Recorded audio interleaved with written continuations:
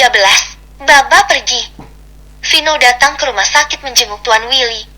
Sesampainya di dalam ruang rawat, pria manis berkacamata itu tidak menemukan Aisyah di sana. Kemana dia?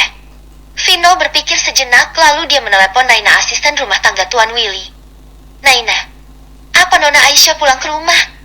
Vino bertanya pada Naina. Tidak Tuan Vino, Nona Aisyah tidak kembali sejak pagi. Jawab Naina apa adanya. Baiklah Naina, aku tutup dulu, ujar Vino. Iya Tuan. Naina menutup teleponnya. Kemana dia jika tidak pulang ke rumah? Vino menjadi khawatir. Apa sebaiknya aku telepon saja istrimu Will?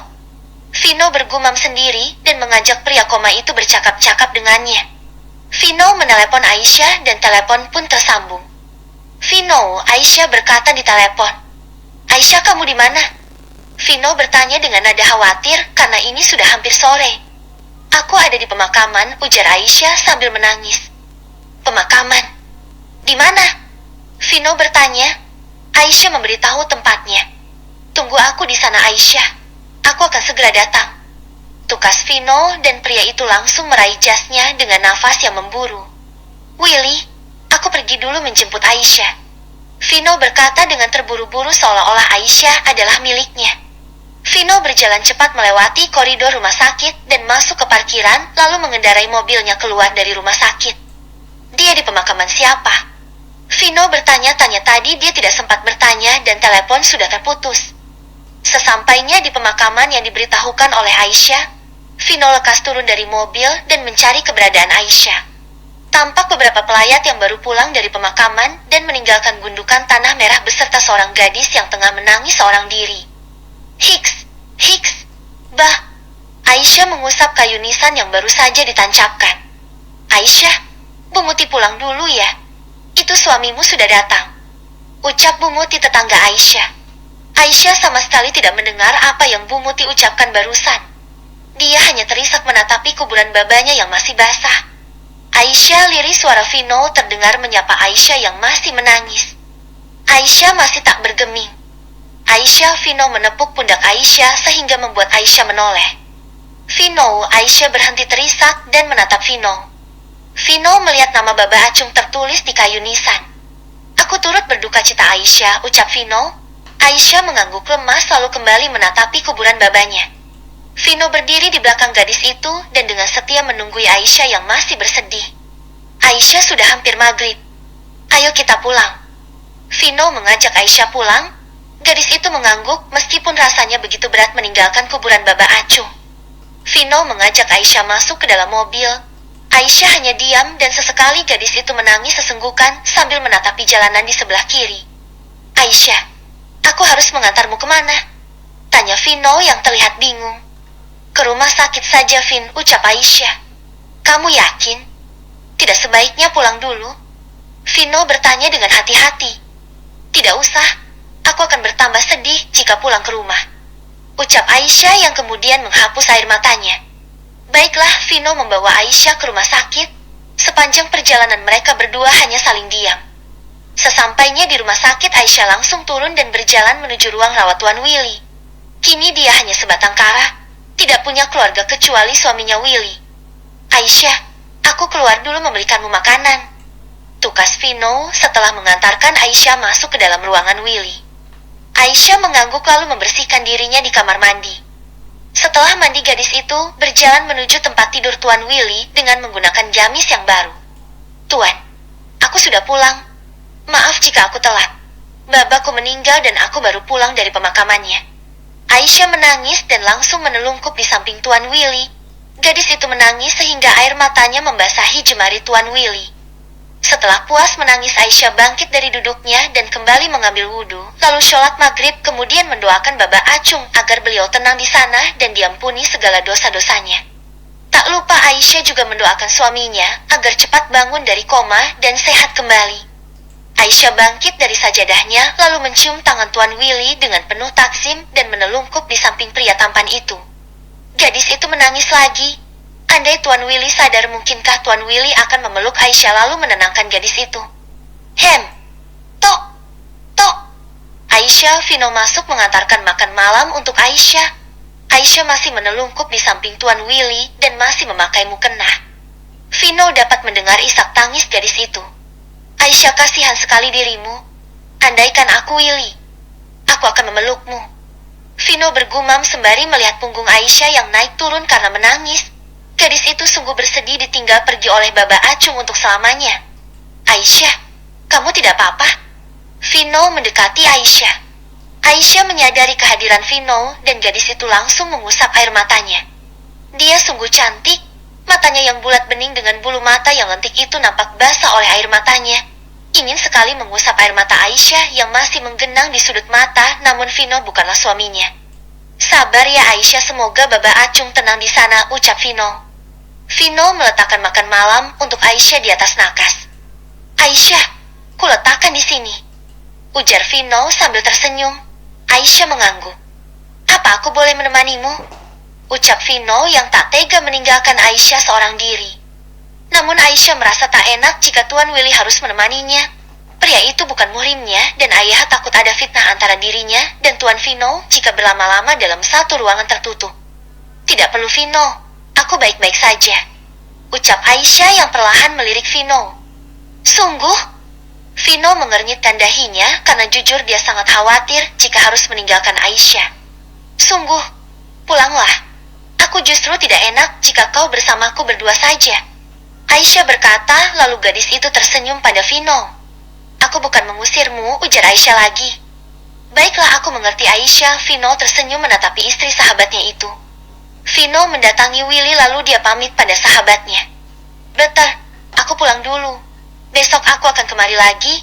Segeralah bangun, brother. Kasihan istrimu, dia sedang bersedih, gumam Vino sambil berbisik di telinga Willy. Aisyah, aku pulang dulu ya. Vino pamit lalu beranjak keluar dan diantar oleh Aisyah sampai ke depan pintu. Hati-hati Vino. Terima kasih banyak, Aisyah berkata pada Vino. Vino melirik Aisyah. Sama-sama Aisyah. Tenangkan dirimu ya. Semoga besok jauh lebih baik, ucap Vino dan tersenyum tulus pada Aisyah. Aisyah kembali masuk ke dalam dan merapikan kain sarung serta sajadahnya. Vino sudah pulang tuan. Ayo kita mandi, ujar Aisyah lalu dengan sigap mengambil air hangat untuk membersihkan tubuh Tuan Willy. Pria koma itu masih diam tanpa respon, namun pria itu seakan membingkai senyumnya untuk Aisyah. Dengan perlahan-lahan Aisyah mengelap tubuh Tuan Willy, meskipun sekarang hatinya sedang bersedih sehingga dia tidak banyak bercerita dan tertawa pada Tuan Willy. Sesekali Aisyah masih menitikkan air matanya. Malang sekali nasib gadis itu dinikahkan karena babanya akan pergi untuk selamanya dan suaminya sekarang dalam keadaan koma. Bersambung. Ke-14. Permintaan Tuan Tames. Harta itu bukanlah segalanya. Namun banyak orang yang dibutakan mata hatinya hanya karena harta. Hari ini Tuan Tames dan Nyonya Selvi datang mengunjungi Tuan Willy. Namun tidak ada gurat kesedihan sedikit pun yang terpancar di wajah kedua orang tua itu. Mereka masih di luar dan melihat Tuan Willy yang terbaring dengan menggunakan alat bantu pernapasan dari kaca jendela. Sebenarnya mereka datang hanya untuk memastikan apakah Willy masih bisa bertahan hidup ataupun tidak. Sepertinya anakmu masih bertahan, Pak. Nyonya Selvi mengernyitkan dahinya.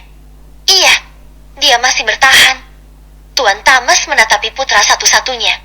Entah mengapa Tuan Tames begitu tega dengan putranya sendiri. Bukankah Willy itu putra kandungnya?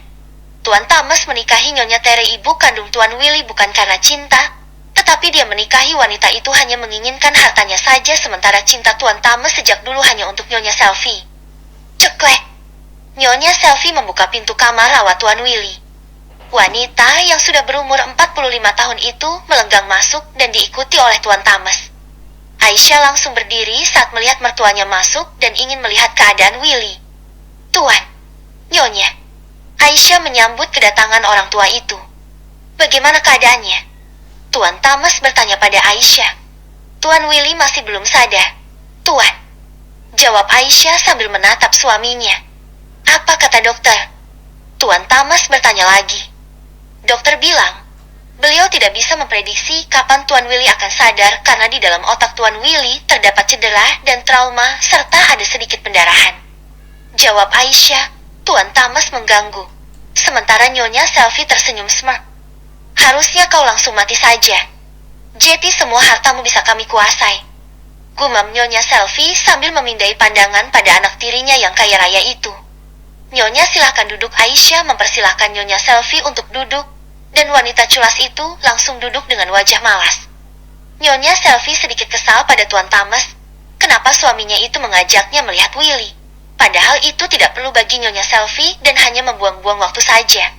Tuan Thomas memandangi wajah putranya sambil menghela nafas. Bagaimana jika dia tidak akan sadar untuk selamanya? Lelaki bertubuh kekal dengan jambang yang lebat itu berkata di hadapan Aisyah. Aisyah hanya diam karena dia pun tidak tahu harus berkata apa. Nyonya Selfie mengernyitkan dahinya. Untuk apa suaminya berkata seperti itu?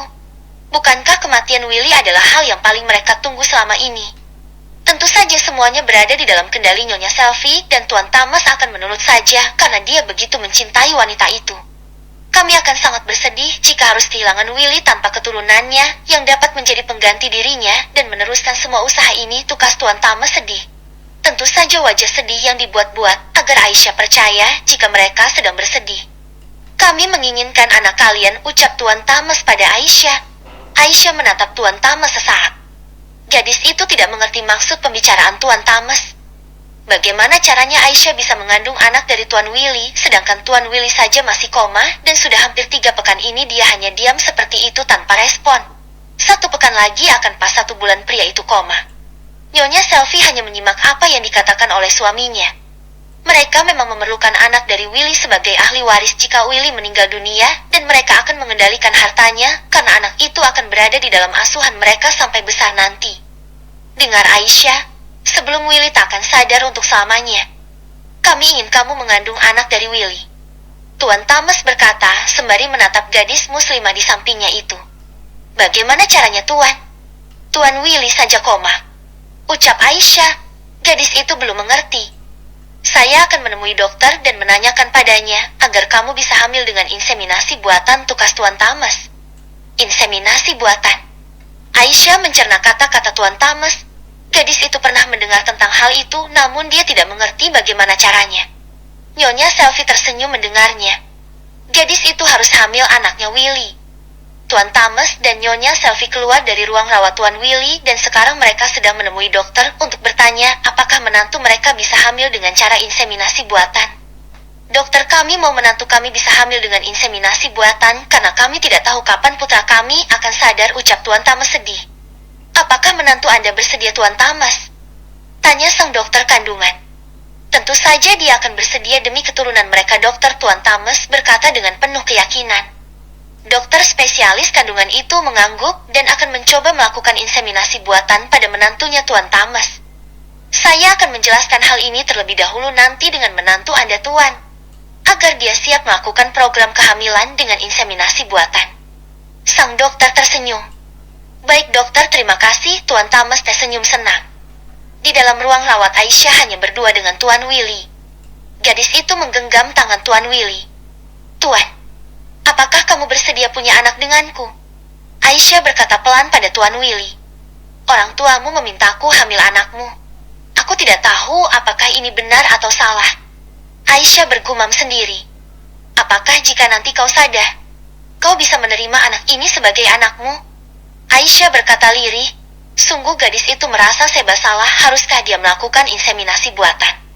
Tok, tok. Nona Aisyah, seorang perawat, masuk ke dalam ruang rawat bersama Tuan Thomas dan Nyonya Selfie. Iya, suster. Aisyah langsung berdiri. Mari ikut dengan saya. Ada yang ingin disampaikan oleh Dr. Jimmy pada Anda. Perawat itu mengajak Aisyah untuk menemui Dr. Jimmy, dokter spesialis kandungan terbaik di rumah sakit ini. Baik, suster, jawab Aisyah dan langsung berdiri. Tuan, Nyonya saya tinggal dulu. Aisyah pamit pada mertuanya.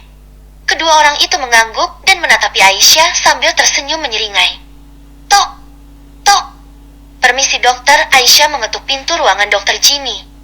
Silahkan Nona Aisyah. Dr. Jimmy mempersilahkan Aisyah untuk duduk. Tuan Thomas meminta saya untuk melakukan kehamilan dengan cara inseminasi buatan pada Anda. Apakah Nona bersedia? Dr. Jimmy bertanya pada Aisyah. Maaf dokter, saya belum mengerti bagaimana caranya bisa hamil dengan inseminasi, ujar Aisyah bingung. Begini Nona, Kami akan menyuntikkan sperma suami Anda ke dalam rahim Anda secara langsung agar dapat langsung membuahi sel telur milik Anda. Dokter Jimmy menjelaskan. Apakah pasti akan terjadi kehamilan dengan cara itu, dokter? Aisyah bertanya. Dan itu artinya dia akan hamil hanya lewat suntikan tanpa harus berhubungan suami istri dengan Tuan Willy. Selagi sel telur Anda subur dan sperma suami Anda subur, maka inseminasi buatan pasti akan berhasil, ujar dokter Jimmy dengan santainya. Aisyah mengangguk mengerti. Baiklah Nona, jika Anda sudah mengerti, maka saya akan membuatkan program kehamilan ini. Dokter Jimmy kemudian tersenyum pada Aisyah. Aisyah hanya mengangguk dan kemudian gadis itu keluar dari ruangan dokter Jimmy. Aisyah kembali ke ruang rawat Tuan Willy dan di sana masih ada Tuan Thomas dan Nyonya Selfie yang sibuk dengan gawainya. Bagaimana sudah dijelaskan? Tuan Thomas bertanya. Sudah Tuan, jawab Aisyah pelan. Dengar Aisyah, inseminasi buatan ini harus berhasil. Lakukanlah hal ini demi suamimu. Siapa tahu dengan memiliki anak dia akan cepat sadar. Tuan Thomas berkata pada Aisyah dengan nada membujuk. Pria itu tidak mau rencana ini gagal dan Aisyah harus mengandung anak Willy. Aisyah hanya bisa mengangguk. Baiklah kalau begitu kami pulang dulu, Tuan Thomas mengajak Nyonya Selfie untuk pulang. Jika kamu lelah pulang saja dan istirahat. Minta Naina atau Vino untuk menunggui Willy. Ucap Tuan Thomas sebelum pergi. Baik Tuan, Aisyah mengangguk lalu menutup pintu ruangan dan duduk kembali di hadapan Tuan Willy. Tuan Willy, apakah kau mendengar yang baru saja kami bicarakan? Aisyah menghela nafas berat. Bersambung.